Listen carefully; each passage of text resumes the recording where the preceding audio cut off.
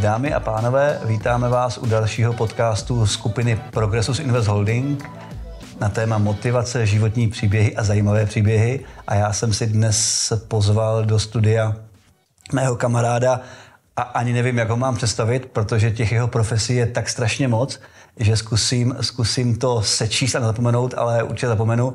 Takže sedí tady s náma inženýr Dick Bob Květnanský, který je, nebo já ho znám za prvé jako pilota, letce a instruktora.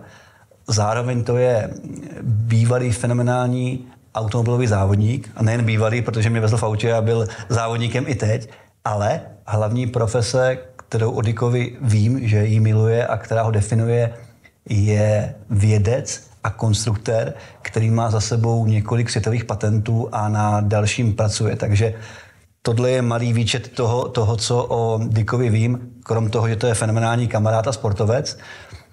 Tak zkusíme vám přiblížit ten jeho život a to, co stojí za těmi jednotlivými názvy těch profesí. A zároveň si myslím, že každého diváka stejně jako mě zaujmulo to tvoje zvláštní křestní jméno a zvláštnější příjmení, tak omlouvám se za tu otázku, ale z čeho vzniklo, a já to samozřejmě vím, z čeho vzniklo to tvoje křestní jméno, které je krásné a seš jediný, kdo ho má, Dick? Tak v prvom rade ďakujem pekne za pozvanie, veľmi si to vážim. Je to taká ako po dlhšej dobe neobvyklá príležitosť niečo o sebe povedať, pretože priznám sa, že keď som si dneska pozeral nejaký ten svoj výčet nejakých, dá sa to nazvať možno úspechov, tak som si uvedomil, že už som natoľko starý, že som na mnohé z nich naozaj zabudol. Že už som fakt zabudol, čo sme niekedy historicky dosiahli a celkom to bolo príjemné, jak som si to teraz pozeral. A začalo sa to naozaj tým, že som sa narodil v Amerike a v 70. roku to bol hlboký komunizmus v Čechách na Slovensku, takže v tom čase to bol taká ako keby strašne protištátna činnosť narodiť sa v Amerike, akože to si tí rodičia mohli dovoliť len preto, že neboli emigranti, že tam bol otec vyslaný za prácou a bolo to všetko oficiálne, čo bol opäť veľmi neobvyklý moment. A ten Dick, to vzniklo z toho, že v tom čase bol americkým prezidentom Richard Nixon. A jak som to už viackrát spomínal, tak on bol skôr známy ako Dick Nixon. Že tí americkí prezidenti, oni, aby sa ako keby tak familiarizovali a približovali k tomu národu, aby pôsobili viacej kamarátskejšie, tak oni sa vždycky tými krstnými menami nazývajú tak ako Richard the Dick, tak ako Vojtech je Bel a Štefan je Pišta. Takisto bol známy ten Dick Nixon. A tým, že otec bol Richard a Richard Nixon, tak vzniklo Dick. A ty sa ešte pýtal na to druhé meno, ten Bob. Čiže Bob, zase je to skratka, ako Dick je Richard, tak Bob je Robert. A moja mama zase milovala Roberta Kennedyho. Tak sa nevedeli dohodnúť ako Richard Nixon, Robert Kennedy, tak si povedala tak Dick Bob a hotovo. A do toho celého teraz ten Kvetňanský tam moc nesedí. A keď si dozáš ten inžinierský titul, tak to vyzerá hrozne smiešne na vizitke. Takže sa s tým aj docela blbo žije. Ale ako skrátke som si na to zvykol a v princípe aj keď sa niekto tak ako usmeje. Strašne býva vtipný, keď sa ma niekto opýta, tak ako sa tak lišiacky usmeje a povie, a ty vieš, čo to znamená? Ne, 50 rokov som si tu neuvedomil. Ne, já si myslím, že ty říkáš, že to jméno je divný naopak. Pro mě je tak ojedinělý, že od první chvíle, kdy jsem ho poprvé četl a četl jsem ho na Instagramu Palo Nerudy z Oktagonu, díky němu vlastně o tobě vím a koukal jsem na to, co tam předvádíte v rámci lítání, instruktáže a koukal jsem vlastně na to tvoje jméno a příjmení, tak hned tu chvilku se mě zarylo do paměti, takže já ho beru jako velkou výhodu, protože já jsem od první sekundy věděl, jak se jmenuješ, jak vypadáš a věděl jsem, že ti chci napsat, abych ten příběh s tím lítáním zažil taky. Důležitý moment, jenom zhrnu pro diváky, tvoji rodiče vlastně emigrovali do Ameriky a já vím o tobě, že tvůj táta vlastně byl také vědcem a současně laureátem Nobelovy ceny a máma se vlastně živí tím, že vzdělávala diplomaty na Slovensku. Je to tak správně? No, je tam jeden zásadný moment, ktorý je špatné a to je to, že oni nikdy neemigrovali. Môj otec napriek tomu, že prežil 50 rokov v Amerike a že sa mu teda dieťa narodilo v Amerike, miliónkrát mu ponúkali občianstvo, tak on vždy ma učil, akože synček, zostaň hrdým Slovákom. Čo je irónia, pretože ja s tým americkým občianstvom som práve zakladal firmy ako R4S, Race for Slovakia, čo je vtipné, že ja som sa viac cítil Slovák ako mnohí iní Slováci. Takže to viem, že je dôležitý moment, že neemigrovali, ale tí rodiče tam naozaj prežili celý život a vlastne mama pripravovala tých diplomatov, tých charge d'affaires a rôznych konzulov aby tú mentalitu lokálnu dokázali pochopiť. Pretože samozrejme špeciálne krátko po padnutí komunizmu boli tie rozdiely sociálno, mentálno, aj ekonomické samozrejme obrovské. A ten Američan to nedokázal pochopiť. Ja si presne pamätám, že keď tu začínal americký konzul na Slovensku, prvý Paul Hackert sa volal, tak bola pred Zelovodcom šóra na banány. A to není vtip, on skutočne s tou mamkou išiel a pýta sa, čo to tu je? On hovorí, no to sú banány, mandarinky. A on sa tak zamyslel, pozerá na tú šóru, hovorí, ja by som si ich asi radšej kúpil. Normálne proste to si ľudia myslia, že to snáď rozdávajú. Takže pripravovali ich nielen po tej stránke diplomatickej, ale aj po tej mentálnej, aby sa dokázali vôbec prispôsobiť tomu neobvyklému environmentu, do ktorého prichádzali. A můžu se ptat, vím, že to je věc jakoby citlivá na to vlastně, v jakém tom oboru táta byl tím vědcem a vlastně co bylo to co ho definovalo v tom životě, tu jeho kariéru a ten hlavní jako bod nebo smysl té jeho profesní kariéry? Otec, a to som hrdý na to, že som to po ňom zdedil, bol taký ten inovátor, len samozrejme v úplne inej oblasti, pretože on bol lekár, farmaceut a vlastne bol zakladateľom teórie stresu. A ty si spomínal, že bol kandidát na Nobelovú cenu. On nebol kandidát, oni dostali Nobelovú cenu, reálne. Tak to se omlouvám a vždycky to mimochodem zkazím a vždycky mi to říkáš. Pro mě je to tak neuvěřitelný příběh, že vlastně vždycky ho trošku jako ustupením nám dolů, tak se omlouvám, ale to je ale tak dá sa to úžasný. chápať, pretože ono to nebolo na Slovensku a nebol ako Slovák, ale vlastne to bol jeho tím, ktorý bol pod vedením profesora Axelroda a to bol práve ten pán, ktorý otca pozval na základe jeho vysokoškolskej práce do Ameriky. Tak pod jeho vedením, jeho tím dostal Nobelovú cenu. Čiže to bolo veľmi vtipné, že vlastne z hodinovej reči, ktorú tento doktor Axelrod na odovzdávaní cien teda mal, tak 45 minút rozprával o úspechoch môjho otca. Tak to bolo ako, samozrejme pre Slovensko veľká vec, len v tom čase sa to nemohlo moc popularizovať. Takže že to bolo takéto kapitalisticko-komunistické spojenie, ktoré okrem programu Interkosmos, ktorý teda otec tiež zakladal, bolo veľmi nepopulárne. V tom kozme sa to trošičku akceptovalo, ale v tejto sfére to bolo niečo, čo stále bolo také trochu protikomunistické. Mně připadá neskutečný, že teorie stresu pochází ze Slovenska a zároveň, že vlastně slovenský tým nebo kombinovaný tým za ním má Nobelovu cenu. Všichni vnímají stres nebo řešení stresu podle mě jako západní věc a americkou a přiznám se, že sám o tom rád čtu, rád nad tím přemýšlím, ale rozhodně jsem nevěděl, že tvůj táta za to Nobelovku měl a že to byla vlastně teorie stresu. To je pro mě úžasný. Áno, on má najväčší počet publikácií na svete, čo sa toho týka. A mal 12 500 citácií na túto tému, čo je akože obrovský rekord. A ja si teraz nepamätám úplne presne, koľko mal ten Hirschov index, ale to je ten index tých úspechov citácií a rôznych patentov a implementácií do reálneho života a praxe. A viem, že jeho Hirschov index bol vyšší ako priemer všetkých držiteľov Nobelových cien. Takže ako skutočne otec bol osobnosť a ďakujem mu za ten marketing s tým menom, to ma nikdy nenapadlo, že vďaka tomuto by si ma mohol niekto zapamätať. Takže skôr som tým tak trošku celý život trpel, ale áno, je v tom istá dávka exkluzivity a exhibicionizmu, ktorý mi v podstate v živote možno otváral dvere, aniž by som si bol toho vedomý. A ty jsi říkal program Interkosmos. Co to bylo? Program Interkosmos, toho bol vyslovene otec pôvodcom. A to bolo strašne ťažké, pretože tým, že otec okrem toho, že hovoril 7 jazykmi, takže samozrejme hovoril plynule samozrejme rusky, anglicky a jemu bolo hrozne ľúto, že v rámci tej studenej vojny existovalo mnoho tých, nazveme to, útokov na vesmír, jak z americkej, tak z ruskej strany. A ten otec bol práve unikátny v tom, že bol jediný človek, hádam na svete jediný, ktorý bol na vystreľovaní každej rakety na Miss Canaveral na Floride a rovnako na Bajkonure. A to je práve to, ako som spomínal, že by som chcel vyspovedať tohto nášho Ivana Bélu, toho kozmonauta, toho tiež vyberal práve otec. A to bol vlastne prvý slovenský kozmonaut. A toto všetko bolo v rámci toho programu Interkosmos, ktorý otec dohováral jak s Američanmi, tak s Rusmi. A tým, že tá kooperácia medzi týmito dvoma svetovými vojnovými veľmocmi nebola proste možná, tam neexistovala komunikácia, tak ho naviedla cez Slovensko. Takže vlastne celý ten program Interkosmos aj celé to spájanie v kozme Rusov a Američanov skutočne viedol práve cez tú Slovenskú akadémiu vied a cez toho môjho otce, takže... To znamená, že táta nejenom vyřešil teorii stresu, ale i ten stres asi, když to přeměním, trochu odbourával tím, že pomáhal v tom kosmu té napäté situaci. Minimálně takhle si to já z toho chci vzít. Ale to tak samozrejme bolo a v rámci toho stresu, jak písal množstvo tých publikácií, tak ja viem, že vlastne všetci, aj rodina, sme boli stále pod jeho drobnohľadom. Takže on bol síce odborník endokrinológ a skúmal všetky tie stresory a katecholamíny a študoval množstvo materiálov. A mňa to ako dieťa samozrejme hrozne zaujímalo. Ale zvláštne je to, že on bol pod tými rôznymi secret indexmi. Takže v podstate ani doma nemohol o veciach hovoriť. Nemohol o nich hovoriť ani tam.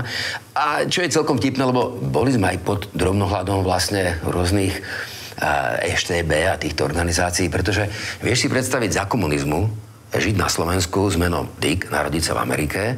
A to bola tá story, ktorú som ti už raz rozprával, jak ten starý otec pre mňa chodil do Prahy.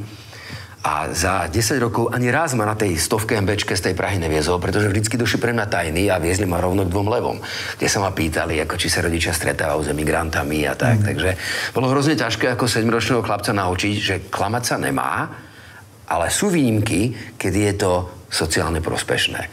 Takže... To je samozřejmě strašná ta mašinerie.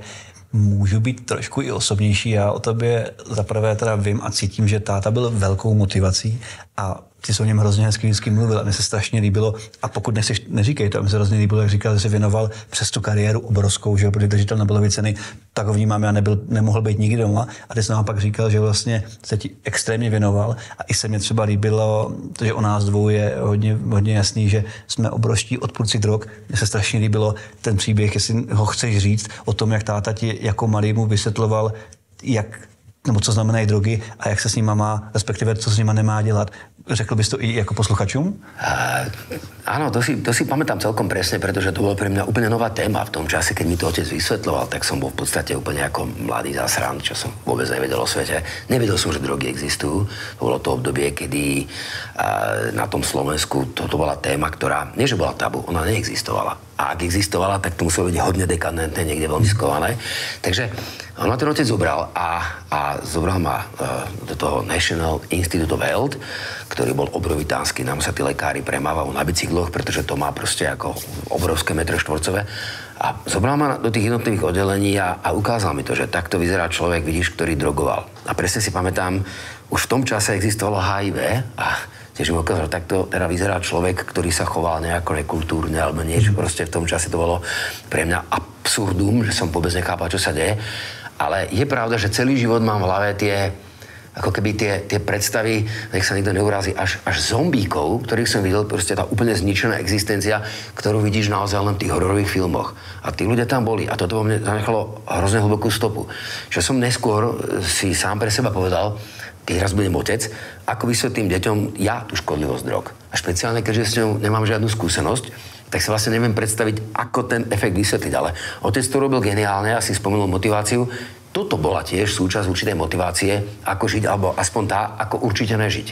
Takže asi toto si mal na mysli. To je úžasný a plus teda říkal, že se vám hodně věnoval a že vlastně snažil trávit každý volný čas jakoby s váma, a to se mi taky strašně líbilo, takže chtěl jsem jenom říct, že to, že někdo má Nobelovu cenu a má fenomenální kariéru a pracuje v Americe, funguje, Interkosmos spojuje Rusko a Ameriku, neznamená, že by se neměl věnovat rodině. A to bolo na tomto skvelé, že ja som jak decko precestoval a prelietal proste tisíce hodín v tých lietadlách, pretože tak ako niekto ide k babičke do Krkonoš na víkend, tak ma otec volal do Washingtonu DC, takže ja som skutočne chodil a cestoval som ako 7-ročný, proste to bolo úplne normálne. Chodil som do školy v Amerike, chodil som do školy na Slovensku, chodila pre mňa tá babka a tak. A ten otec sa naozaj venoval až tak, že napríklad mi ako dieťaťu si ma zobral ma do laboratória. Operovali sme spolu tie experimentálne zvieratá, tých potkanov a tie myši a hrozne ma to celé bavilo a vlastne to, čo už sa bohužiaľ otec nedožil, ale on bol na mimoriadne dobrej ceste na nájsť liek na Alzheimera. A to bola samozrejme dlhá cesta. A to sa začalo už kedysi v tej Amerike, keď sa tá choroba začala konečne definovať a začalo sa chápať, čo ju spôsobuje, tak práve vtedy už tými nejakými, ja neviem, špeciálnymi rezmi dokázali narezať mozog toho potkana na, ja neviem, niekoľko tisíc častí. A ako dieťa som to v tých skličkách obdivoval, ale mal som ten pocit, že som s tým otcom, že ho obdivujem, že som tam, proste už zoberie za ruku, že idem s ním vo výťahu, že si ma dal na kolena, že sme v tom obrovskom aute išli niekde. A proste to detstvo bolo nádherné, aj keď by sa dalo povedať, že však si to detstvo nemal. Mal som ho úžasné, ja som hrozně šťastné dieťa. To je úžasný a můžu se zeptat, pochází třeba od táty ta motivace pro tebe stát se vědcem a konstruktérem a vývojářem? Nebo to způsobilo něco jiného? Nebo cítíš to v sobě od malinka, že třeba se skládal Lego nějak líp, upravoval si autíčka už jako malej, nebo se to stalo v nějaké jiné fázi života, nebo jiným inputem, nebo něčím takovým? Chcel by som odpovedať detailnejšie a podrobnejšie na tú otázku, ale asi by to bolo naozaj veľmi dlho, pretože práve nedávno som sa zamýšľal nad tým, že ako ľudia vnímajú slovo motivácia, že by sme si možno asi mali začať uvedomovať samotný význam slova motivácia, pretože dneska sa o motivácii hovorí viac menej v nejakých trestných konaniach, ako akú motiváciu mal páchateľ, aby zabil babičku a ukradol jej 1000 eur. Ale čo je motivácia? Vlastne je to nejaký psychologický proces, nejaký súhrn nejakých pohnutok, ktoré v tebe aktivujú nejakú žiadosť, nejakú potrebu, ktorú si chceš uspokojiť. A práve tú motiváciu síce nespôsobil otec tým, že ma k niečomu viedol, ale tým, že som videl ten obrovský rešpekt, ktorý on má. A otec totiž to bol vysoký, silný chlapisko. On bol päťbojár a basketbalista, volejbalista, silný športovec.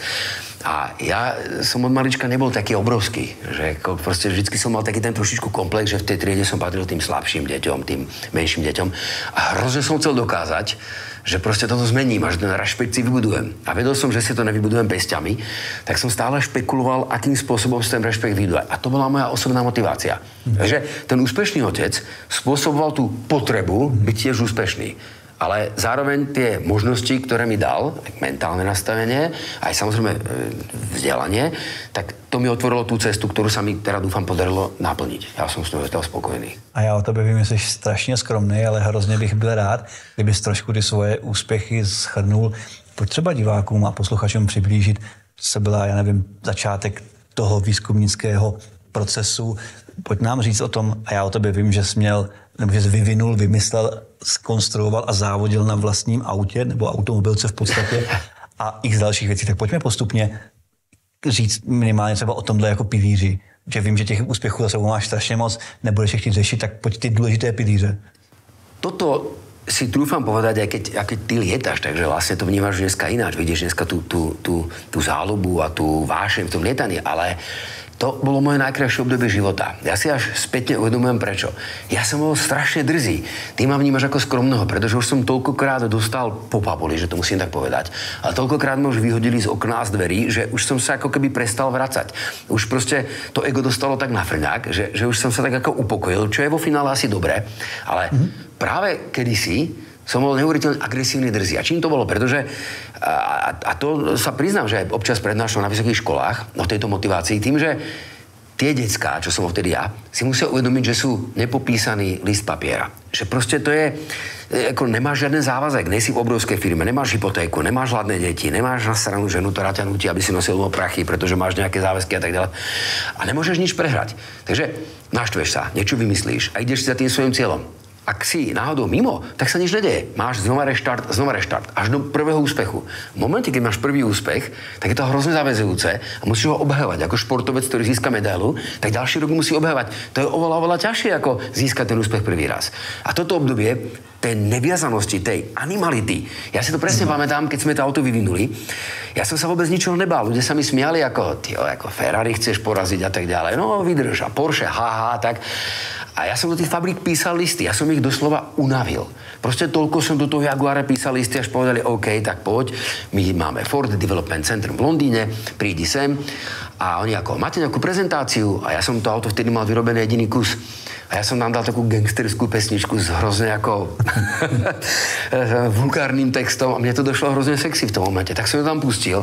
Teraz tam sedelo tých 12 ľudí, ktorí tam sedeli ako board of members a normálne videli, jak im padli sánky, že to si robíš srandu.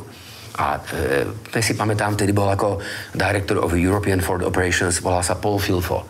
A ten chlapík, ten mal v hlave jasno. No hovorí, to je strašná škoda nevyužiť ten animálny potenciál, ktorý nám tu predvádzaš. Ja som vôbec nechápal, čo ma hovorí. Tak som im tam dal 50 centa, ukázal som tam nejaké auto a čo je na tom. Tak ma požiadali, aby som tam dal Vivaldiho Four Seasons, prerobil to video, ale bol som jediný a do dnešného dňa fakt nech to neznie narcisticky.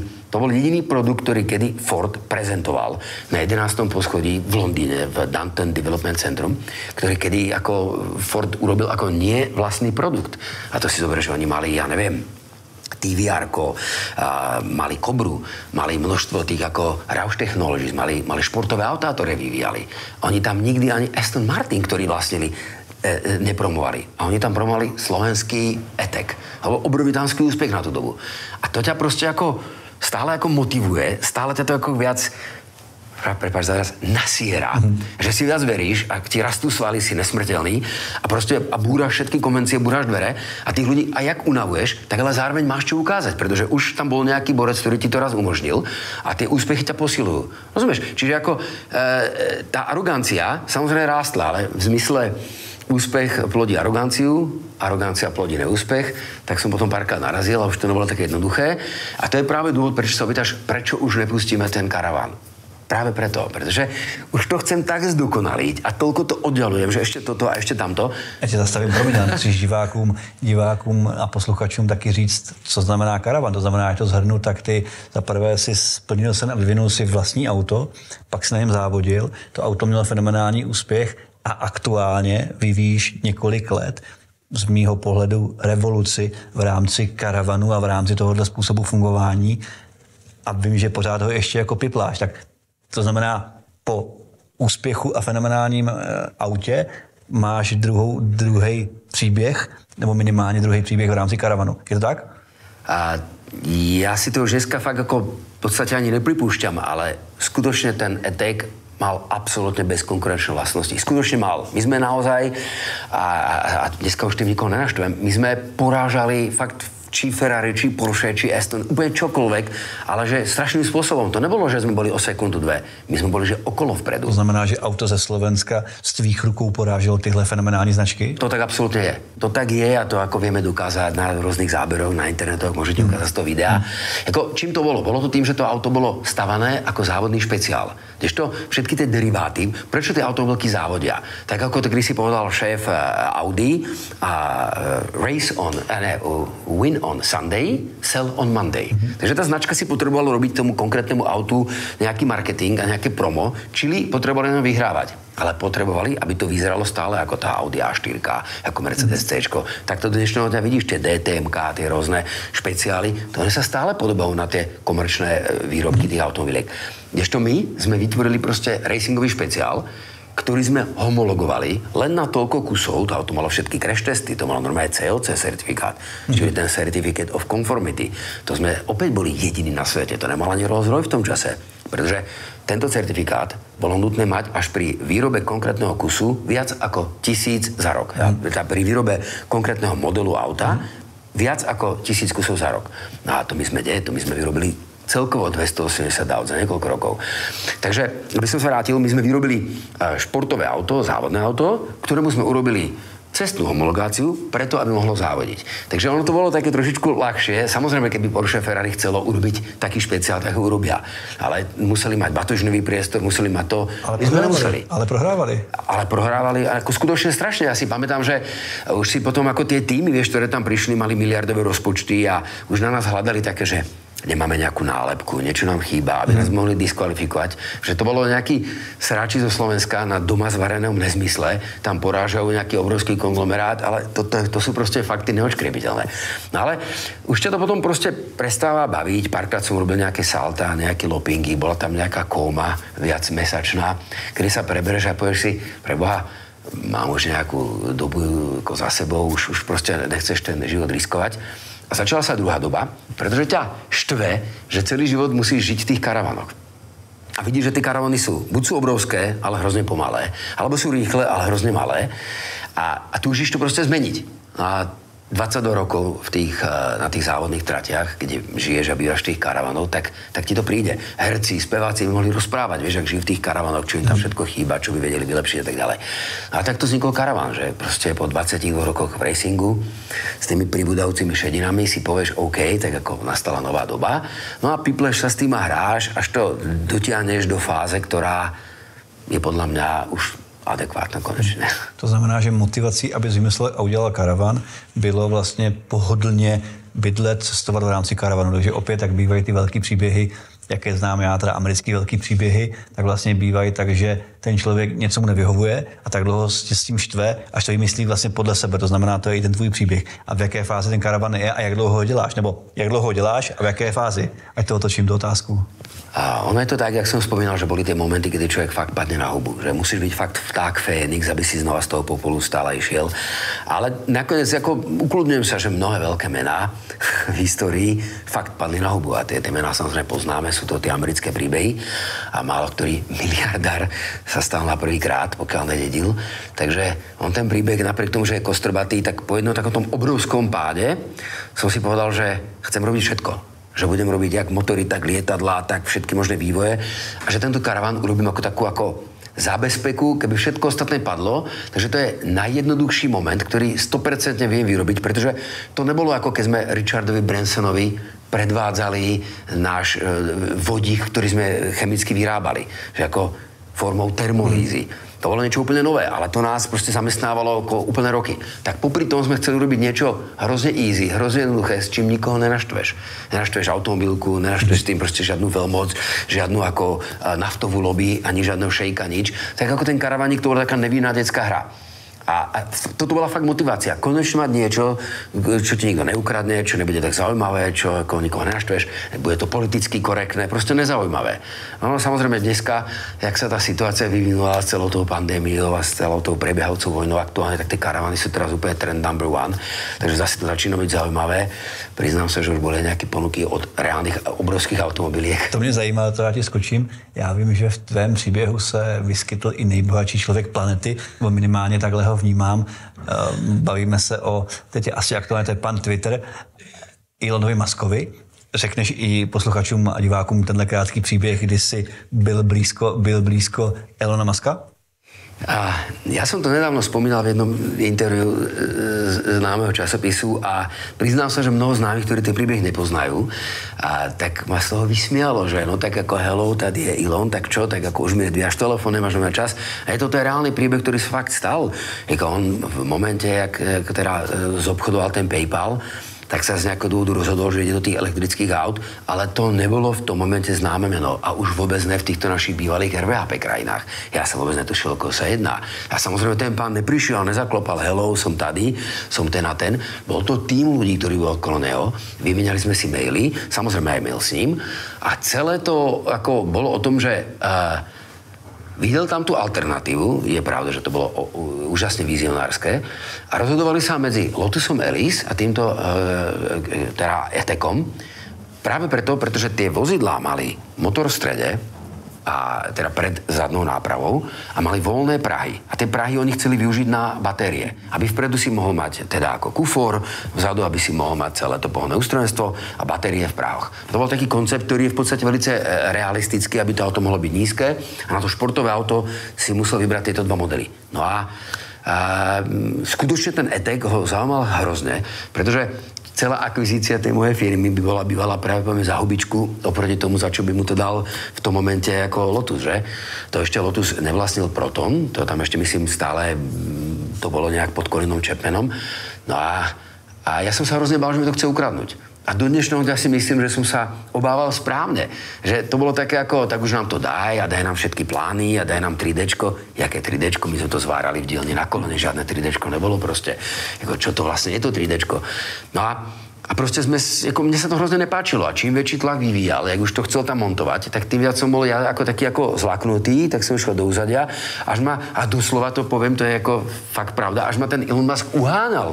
Ako daj a posielaš maily, až som sa jednou nenaštval a začal som to úplne ignorovať. A tam to záslo. Což znamená, jak to divákům shrnu, tak vlastně tvoje auto E-Tech vlastně mohl být součást nebo vlastně základ pro Teslu Ilona Muska a ty vlastně nejenom, že porážel Ferrari a Porsche na okruhu, tak to odmítl Ilona Muska. No samozrejme, dneska by som ho neodmietol, keby som bol taký vizionár a vedel, toto bude, ale toto je úplná realita a ja som fakt sa bál, pretože to bolo celý môj majetok, to bol celý môj život, to bol ten prvý fakt úspešný projekt, kde som mal podporu automobiliek. Ja som to nechcel pustiť len tak. A okrem toho treba povedať, že ja som to v tom čase nemal ochránené priemyselným vzorom, patentom, ničím. A ja si opakujem znova, že si myslím, že by mi to proste ukradol. Že ako by som to odovzdal a bolo by to vyriešené. A ja som sa dokonca vtedy radil s ľuďmi od Fordu. Či to má význam, nemá význam. A už vtedy to oni mali také ako, no ako nejak sa nám to nezdá, tak ako nech prídu, nech spolufinancujú vývoj. A to oni nechceli. Oni to chceli celé proste kúpiť, ale potom, čo im dám proste kompletne všetky výkresy a všetko. Tak ale jak dáš niekomu celú dokumentáciu, ktorú nemáš ochránenú, s tým, že pak mi zaplatíš. Zaplať a vem si to, ne? Pán Bůh vám to zaplať. Každopádně myslím si, že je krásný příběh, když ho poslouchám, tak vlastně auto, který poráželo Porsche a Ferrari, chtěl ho Elon Musk, aby bylo součást Tesly nebo předchůdce Tesly, nebo Tesla na té platformě postavila, nebo Tesla na té platformě vznikla. Tak ten stejný člověk a tým vlastně vyvíjí aktuálně Caravan, o kterém mimochodem taky vím, že Elon Musk někde zmínil, že to je budoucnost světa. Že jsi mi vlastně říkal, že v nějakým článku mluvil o tom, že Caravaning nebo Caravan je budoucnost světa a ty ho vyvíjíš. Ja fakt, keď som to čítal, škoda, že mám košelu, by si neukázal, normálne mám husacú kožu. Zimomriavky. Ja som tomu normálne nechcel veriť. Ja som to čítal, to si robíš srandu, ten vás snad odpočúva. Keď si prečítaš ten článok, čo Elon Musk povedal, že proste toto je budúcnosť, budú to karavany, bude to karavan so solárnou strechou, so solárnymi bokmi, ktorý sa proste po stlačení gombíku vytiahne na druhé poschodie. Takto sa roztiahne. To je princíp môjho patentu od A do Z, aj s nákresmi, so všetkým. Má to solárne panely, funguje to, že sa to otvorí, je to priestorové. Chcem to urobiť ako, elektrické vozidlo. To je úplne od A do Z. Ja som to čítal a hovorím, to stále nie je možné. To proste môže sa stáť, že brzo ti Elon Musk znovu zavolá a bude ti dávať nabídku, ponuku na koupi karavanu? Ja sa priznám, že ja som mu dokonca písal. A práve cez ten Twitter, ale ako nepodarilo sa mi to nikto, ako bolo to hluché, nikto mi na to neodpovedal, že som to chcel s tým prísť, ako na čo to vyvíjaš, halo, to už na to Slovensku hotové, stačí dojsť, zaplatiť tentokrát férovo. Ale možná kvůli tomu kupuje Twitter, že mu tvoje zpráva nedošla. Že až jednou zjistí, že díky Twitteru mu nedošla zpráva na další miliardovou firmu po Tesle, která by byla společná s tebou, tak asi ten Twitter možná zpátky vrátí. Ja sa priznám, že som to nepísal priamo jemu, teda ja som to písal takému jeho pravej ruke, človeku, ktorý má na starosti všetky médiá, ktoré sú spojené s Teslou, s týmito projektmi a práve ktorý bol podpísaný pod tým článkom, kde on teda toto rozprával o tej budúcnosti. A čo je tiež zaujímavosť, a to sa mi páčilo, som si to vlastne uvedomil až potom, keď som čítal ten jeho článok, že vlastne toto je aj budúcnosť v prípade nejakého potenciálneho apokalyptického scenára. Akože on už toto dopredu vníma, že toto bude ovplyvňovať nákupné správanie ľudí v blízkej budúcnosti. Ako uniknúť v prípade akéhokoľvek konfliktu. Že či už to bol, všetci sme utekli do prírody v korone, teraz sa všetci bojíme, čo sa bude diať tam na tej Ukrajine. Takže ako každý má tendenciu niekam zdrhnúť, ale nevieš ako. Mně napadá tady u tohohle zrovna u toho momentu říct, že vlastně evidentně seš o krok před Elonem Muskem, byť to je smělý tvrzení, ale vlastně vyvinul si auto, on chtěl ten koncept koupit, vyvinul si karavan, máš na něho patent, máš vzor, který jede, funguje a je fyzický a zároveň on píše o tom způsobu a o tomhle autě, popisuje ho vlastně někde jako v článku, to znamená, on o tom přemýšlí a ty už ho udělal. Popiš nám, čím ten karavan je jiný než ostatní karavany? No, v prvom rade si sa ešte pred chvíľočkou pýtal, že či ten karavan je hotový. Áno, on je úplne hotový. On, ako sme sa už teda bavili nedávno, ja som trošku smutný, pretože boli sme dohodnutí so slovenským vedením, že to bude proste exponát na Expo Dubaj. Mal to byť jeden z hlavných exponátov, ale tak ako sa teda náš pán minister rozhodol, že sme vodíková veľmoc, tak sa to tam nedostalo. A tým pádom vlastne ten moment toho kvázi veľkolepého nadnárodného predstavenia, ktoré som si ja predstavoval, že by sa patrilo, sa neuskutočnilo. Takže vlastne ako keby čakám, alebo hľadám nejakú príležitosť, kedy to naozaj svetovo ukázať. Len tým, že som to ja, tak tu medzi tým zdokonalujem, vylepšujem, ešte chcem, aby to tie detailíky malo a tak ďalej, tak ďalej. Takže ono je to pripravené úplne kedykoľvek. Len teda není taká príležitosť, ako mohol by som to niekde v Bratislave alebo v Prahe, ale mne príde, že ten projekt je oveľa veľkolepejší a že by sa mohol predstaviť na nejakej svetovej úrovni. A v tejto fáze vlastne o tom môžem všetko povedať, čo nakoniec patentované to je. Pointa celého toho karavánu je v tom, že, ako som hovoril na začiatku, že keď sme pretekali, tak buď sme mali obrovský ako 10-tonový kamión, ktorý ovšem nemohol chodiť cez Európsku úniu sobotu, nedelu a muselo to ísť maximálne 80 a musel to byť vlastne vodič, kamionista, ten klasický, ktorý proste s tým potiahne. Ale mal si luxus. Ale ako bolo to hrozne ako neagilné, pomalé, ťažkopádne, množstvo ako reštrikcií na to platilo. A zároveň to bolo veľmi drahé. Alebo si mal ako nejakú malú dodávečku, kde si sa vyspal, ale ako nemohol si tam mať ani ako priateľku, ani nejakú rodinu, ani nič. A proste to bolo ako, že si vyťahneš karimatku, vyspíš sa, ale zase môžeš ísť po nemeckej diaľnici 180 a toto ma hrozne štvalo. Tak takto celý karaván vznikol. Lenže zároveň som si uvedomil, že aby bol predajný, tak musí spájať tú hmotnosť, čili ten vodičský preukaz typu B do 3500 kg, čiže Fabia, Octavia a teda. Ale zároveň, aby tam bol ten luxus toho kamionu. A toto mi proste v tej hlave išlo, ako to urobiť. No tak jak to urobíš? Tak musíš to robiť leteckými materiálmi, aby proste po stlačení gombíku sa to otvorilo, roztiahlo, aby tam boli 2 kúpeľne, vaňa, aby si tam proste ako fakt sa mohol natiahnuť. 2 kúpeľny a vana? No, ako tam je jedna kúpeľná dole, jedna hore. To znamená, ty máš karvon s 2 kúpeľnama? Áno. To je úžasný. A aby to proste bolo tak ako celkom luxusné, aby sa deti mohli hore šlapkať vo vani, ale ty môžeš ísť dole na WC, ako ešte umyť zúbky a všetko. Aby to bolo proste také, aby si tam fakt mohol oddychnúť, aby tam bola manželská posteľ, pretože ako kým sú ľudia mladí a chcú ísť na dovolenku, tak ako súčasťou tej dovolenky je nejaké to ako muchlovanie. Ale v týchto súčasných... Romantika, no. Ako tam ten odpočinutý biznismen konečne ako splodí dieťa, že konečne má na to čas. Ale v týchto maličkých karavánoch je to, ja neviem, jak to mám povedať, proste tak tam ležíte na lyžičky, tak to nejak. A toto je proste karaván, ktorý je veľký, kde máš obrovskú normálne queen size bed, nemáš ešte aj tú vaňu a proste stlačíš gombík, celé sa to sklopí a ideš 180 po nemeckej diaľnici. Ale máš vodičák typu B. Takže celé to je z toho karbonu, z kevlaru, celé to je tou vákuovou technológiou. Čiže presne tak, ako sa vyrába Airbus 380, tou istou technológiou je vyrábaný ten karaván. Takže áno, samozrejme, není to lacné, pretože je to ručná výroba, je to výroba z najdražších materiálov, ale výsledkom je maličká dodávka, ktorú na prvý pohľad nerozoznáš od ničoho iného. Samozrejme je oranžová, takže z ďalky kričí, ale keby bola biela, fakt ju nerozoznáš. Potom stlačíš gumy, ktoré sa z toho vysunú tie nohy, ktoré to fixujú proti prevráteniu, potom sa vysunie to poschodie, potom sa vysunú tie izby, potom sa otvoria dvere, jak na private jete a tak. Ako som s tým už spokojný. Dneska je to fajn, je to ochránené, takže OK. Má to ešte nejaké ako tie dotesňovačky, pretože ak chceš vyrobiť taký karaván, tak tam je skoro 80 metrov pántov, ktoré nikto nevyrába. Pretože chápeš, tie všetky tie plochy obrovské 3,5 metrové sa otvárajú, dvíhajú, to musíš všetko utesniť a nemôžeš tam dať klavírový pánt a gumičky. To by nefungovalo. Tak sme si museli vymyslieť vlastný patent, aby nám vyvíjali proste vlastné pánty, ktoré mi v Žiari nad Hronom jedna z najväčších firiem na výrobu hliníkových profilov vyrába, na objednávku, máš na to formy a tak ďalej. Iná firma, ktorá mi vyrába do tej gumičky, čili výsledkom je, že máš patentované pánty, aby si mohol robiť patentovaný karaván. Je to neskutečný. Ty jsi teda řekl, není to levné nebo laciné. Já, když jsem se o tom bavil, tak je to dostupný pro 99% lidí a není to nic, co by jako nešlo koupit a ten poměr cena výkon je za mě úžasný, takže jenom ať ty naše posluchače neodradíme, tak je to koupitelná věc a poměr cena výkon tam je úžasný. Ale tak ako, keď si zoberieš, tak je to cena ako velice prémiového auta, alebo teda až velice luxusného auta, ale na druhej strane dá sa tam naozaj žiť. Ako, fakt sa tam dá žiť. Máme spoločného známeho, ktorý bol včera v Bratislave, bol si to pozrieť a on hovorí, ja som to videl na obrázkoch, na videách, ale tá prax, tá realita, presne si pamätám, jak zastavil pre tou dielňou, teraz som otvoril tie dvere a že... A tak normálne si videl, jak mu tá hlava ide hore. Ja som netušil, jak je to veľké. Je to ohrujúce, jak je to veľké. Jak stlačíš ten gomík, jak sa to celé zmrskne do malé dodávky, ešte stále ma to baví sa na to pozerať. Jaký to je pocit koukat na svůj vlastní vynález, vytvořený svýma vlastníma rukama, samozřejmě s týmem? To je strašne ťažké. Jaké to je? Ne, to je strašne ťažké. To je presne, jak ja nevedel som si užiť to auto. Pýtal sa náš spoločný známy, prečo máš Lamborghini, samozrejme, kedysi dávno. Pretože to bolo jediné auto, ktoré som si dokázal užiť ako športové auto. Pretože ja som sadol do eteku, dal som dole strechu a mohol som chodiť po Bratislave driftom a ja som stále pracoval.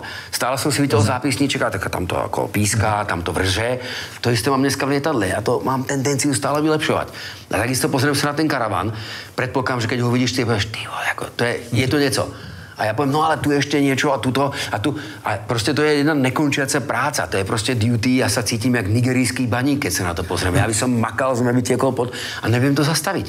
Neviem spať proste. Ak už sa chcem ráno zobudiť, utekať tam, aby som to dokončil a ten never ending story. A to je strašná chyba, pretože ten známy tiež, ktorého poznáš, hovorí, človeče, toto si mal useknúť 3 roky dozadu. A proste dať to na trh. A vylepšovať to medzi tým a nazvať to ako Evolution 1, Evolution 2. Asi to tak je len... To je to tvoje dieťa, ktoré budeš teraz sledovať, jak ti rastie, čo chceš, aby ako bolo lepšie, ja to vnímam takisto. Není to úplně jako easy. No a teď cítím z tebe tu obrovskou energii a ten závazek a tu pracovitost a opačná mince toho motivaci vidíme, kterou máš, ta motivace je úžasná. Umíš odpočívat? Otázka těla. Není to prvýkrát, čo sa ma to pýtaš a za posledný týždeň som doma povedal, mal ten Lukáš pravdu, fakt ako, ja to začínam vážne cítiť. Začínam cítiť takú tú mentálnu unavenosť. Ako, viem, že to není vekom, viem, že to není nejakým vyhorením. Ja ten príklad toho ako vyhorenia, ten syndrom vyhorenia, ja mu vôbec nerozumiem. Keď ťa niečo baví a tešíš sa na to, ako môžeš vyhoreť? Môžeš vyhorieť, že ideš do lietadla, ideš pilotovať. Jak chceš vyhoreť? Čo, to snad není možné. Tím, jak sa tešíš. No presne tak. A to sa nikdy nekončí. Teda u mňa to je proste... Ja necítim, že to má nejaký konec. Ma to stále baví. Ale začínam cítiť mentálnu únavu, že ak príjmam množstvo informácií, tak som si všimol, že ich začínam tak selektovať, že je množstvo vecí, ktoré by som odprísal, že som ich nikdy nepočul. A dokazateľne v poznámkach vidím, že som sa pred 2 mesiacmi s niekým o tom bavil a fakt si to nepamätám. Takže je tej práce tak hrozne veľa. A ten tlak na to, aby ten úspech sa dostavil, je tak obrovský, že sa bojíš, aby neprišiel neúspech, tak už makáš stále. Nevieš spať proste. Ja mám obrovský problém spať viac ako 4 hodiny. Fakt to neviem. Proste sa zobudím. Pokud bychom na to koukali tím moderním slovíčkem life balance, tak ti v tom life balanceu chybí odpočinek a relax. Máš tam tu vášeň, práci, motivaci, ale trošku tam asi sám cítíš, že trochu odpočinku nebo relaxu by tam mohlo být. Chápu to správně? Ja som nebol 8 rokov pri mori, na dovolenke, nikde. Ja som nemal jediný voľný víkend. Ja keď mám víkend, tak ten víkend riešim, že idem lietať, zoberiem si žiaka a je to pre mňa kvázi relax. Samozrejme, keď to už není žiak, že 1. hodina alebo tak, že to už také, že už to ako umí, že už vie, čo má urobiť, tak si tam tak relaxujem, môžeme tak ako aj na spánok dávať, tak to je môj relax, ale stále je to svojím spôsobom práca. Neviem tak odpočívať, že by som išiel k mori a teraz tam ako úplne, že vypol. Fakt, ja nenaplňam to, neviem si to predstaviť. Mám pocit, že ten život plynie a že som ho nevyužil. Takže se jakoby snažíš chytat každou vteřinu. Snažíš se jako přežít a ne, nebo takhle, prožít a ne přežít, že? Vieš, ja si predstavujem úspech ako rozjetý vlak. A kto nestihne naskočiť, tak sa tam môže nedostať do tej stanice úspech. A samozrejme museli by sme teraz si definovať, čo je úspech, pretože otázka je, či je úspech byť v jednom kole. Ale na druhej strane ja mám pocit, že som na ten vlak naskočil a že idem do správnej stanice a že tie úspechy mám aj v tých medzistaniciach, z čoho vyplýva, že ako žijem dobrý život, som strašne šťastný, ale na druhej strane mám pocit, že ak z toho vlaku vyskočím, že pôjdem na dovolenku, takže tam možno už nenaskočím, ako keby. Neviem to úplne správne vysvetliť, ale mám z toho strach tým, že už toľkokrát proste prišiel neúspech a toľkokrát som začínal úplne, že od nuly. Že proste dojdeš fakt o majetok, o autá, proste nemáš peniaze a ideš od nuly a ideš jak žobrák zase za pár ľuďmi, ako dajte mi šancu, dajte mi príležitosť. Ja mám hrozné šťastie, že som mu vždy dostal. Ale je to hrozne zaväzujúce. A proste sa bojíš z toho vlaku vypadnúť. Neviem to lepšie. Znamená, že jsi nebo seš dostatečně motivovaný a držíš tu šanci, příležitost, zapače si, užíváš si každou vteřinu, jenom seš trošku unavený a bylo by možná někdy fajn trochu odpočinout. Ale ta motivace u tebe je tak silná, že vlastně absorbuje všechno okolo i tu únavu. Ja viem, už si mi to párkrát hovoril, je ten oddych dôležitý a chcem sa to naučiť, ale tiež je otázka, že či to ešte v tomto veku má význam, aby človek menil ten svoj mindset. Vieš, ako ja som to aj u toho otca videl. Jediný moment, kedy ten môj otec oddychoval, bolo, keď prišiel večer domov, o 7 večer chodil z práce, aj na Silvestra, A teraz ako on si pustil správy, v mihu oka zaspal, ako nikdy ich na to pozeral, zobudil sa, zjedol večeru, zaspal znova, zobudil sa o 12. a pracoval do 4 rána. Úplne celý život proste. A ráno o 7 bol jak rybička, takže on si to nastavil. Neexistoval u neho víkend. Nikdy. Nepamätám sa, že by mu otec víkendoval. Proste fakt pracoval, ale on bol šťastný, strašne šťastný. A hovoril mi, synček, jedného dňa príde moment, kedy proste človek zomrie.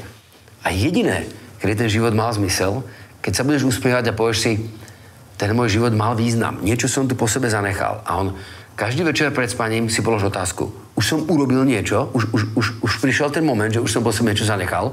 A možno tým trpím, že si predstavím môjho otca, až sa s ním raz stretnem, keď sa ma opýta, tak ako, zanechal? A ja mám pocit, že ešte nezanechal. Že to ešte ako... To bych bral jako takovou krásnou větu nakonec. Já si myslím, že zanechal a určitě je potřeba říct, že zanechal, a když to shrneme, zanechal po sobě fenomenální auto, který poráželo Ferrari a Porsche. Chtěl ho Elon Musk a teď míříš k druhému za mě světovému vynálezu v rámci toho karavanu, takže zanechal po sobě světové auto a myslím si, že světový karavan teprve dozná nebo uvidí ten svět a ten svět zbourá. Takže chtěl bych ti poděkovat za to, že jsi přijmul to pozvání a chtěl bych to jenom shrnout a říct tvoje poslání a to je zanechte za sebou něco, na co budete pyšní a to si užívejte. Chápu to takhle, že? No, veľmi správne, hej. Děkuji za tvůj čas. Ďakujem veľmi pekne.